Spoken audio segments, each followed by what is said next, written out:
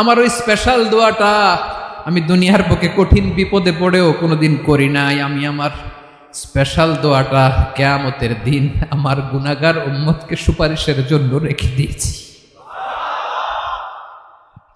আল্লাহ বলবেন, নবী ইরফা রাসাক, মাথা তোলেন, আর কাঁদবেন না। বিশ্বনবী মাথা তুলবেন। আল্লাহ বলবেন, সাল তোতা, আপনি যা চাবেন তাই দেব। ওয়াশফা তুশাফা, সুপারিশ করেন, সুপারিশ কবুল করব। বিশ্বনবী বলবেন, আল্লাহ ওই স্পেশাল দোয়াটা দুনিয়াতে করি নাই, আজকে আমি তোমার দরবারে দাঁড়িয়ে কিয়ামতের দিন ওই দোয়াটা করছি। আল্লাহ, আমার যে উম্মতের হৃদয়ে যাররা পরিমাণ ঈমান আছে, আমার একটা উম্মতকেও তুই জাহান্নামে ঢুকাতে পারবা না।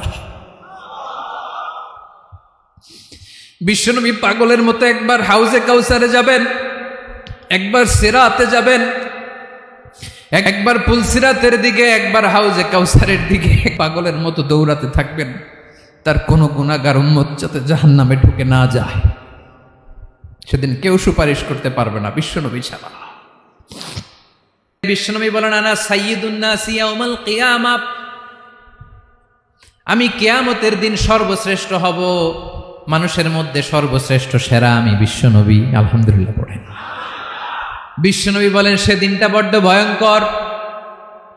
সেদিন কেউ কারো কোনো উপকারে আসবে না, বন্ধু বন্ধুর কাজে আসবে না, স্ত্রী স্বামীর উপকারে আসবে না, স্বামী স্ত্রীর উপকারে আসবে না, পীর সাহেব মুরিদরে বাঁচাতে পারবে না, মুরিদ পীর সাহেবরে বাঁচাতে পারবে না, নেতা কর্মীর পরিচয় দিবে না, কর্মী নেতার পরিচয় দিবে না, ভাই বোনকে চিনবে না, বোন ভাইকে চিনবে না, বাবা তার সন্তানকে চিনবে না, মেয়েকে দেখে মা দৌড়ে দৌড়ে পালাবে।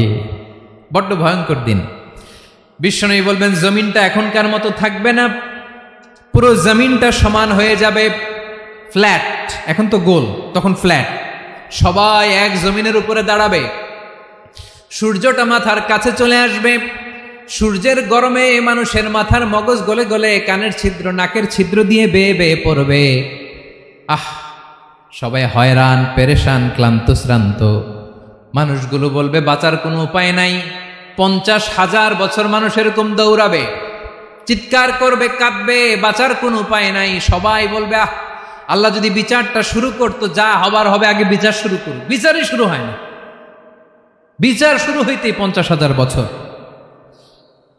আল্লাহ, 50,000 বছর, 5,000, 15,000 না, 50,000 বছর এরকম যাবে।